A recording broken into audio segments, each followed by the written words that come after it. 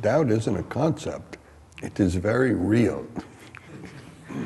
And I have two things to say about doubt. One is, Abhinavagupta, whom you know is, you've heard the name before. Abhinavagupta was a 10th century writer, probably the most elegant of the Sanskrit authors that I've ever come in contact with. And he was also the preeminent tantric theoretician of all times. Abhinavagupta basically, both in his poetry and in his writing, says doubt is the fundamental poison. Doubt is poison. At the same time, doubt exists. We experience doubt every day. And so, I think for myself, of course, I have doubts about me. And why not? I think it's completely unreasonable not to have doubts about ourselves and our own ability, doubts about our point of view at times. And I use doubt in the most positive way I can, which is to drive me toward a continually deeper understanding of myself and my environment and my work.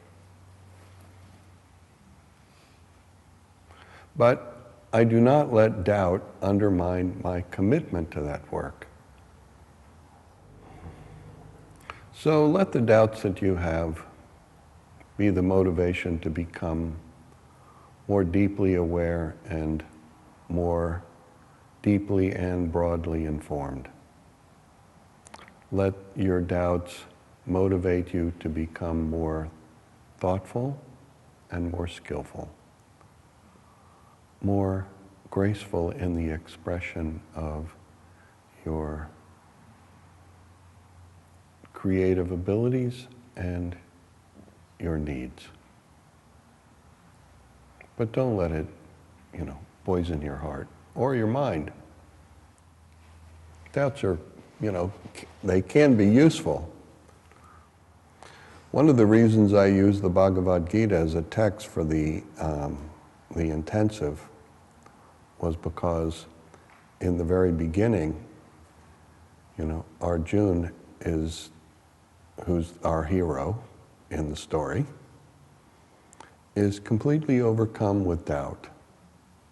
Not about himself, because Arjuna, as it turns out, was the most well-trained and skillful of warriors of his time and place. And he knew that. He had no doubt. But he did have doubt as to, the battle that he was facing and the meaning of it. And there's a whole discussion. The Bhagavad Gita itself is a discussion about that.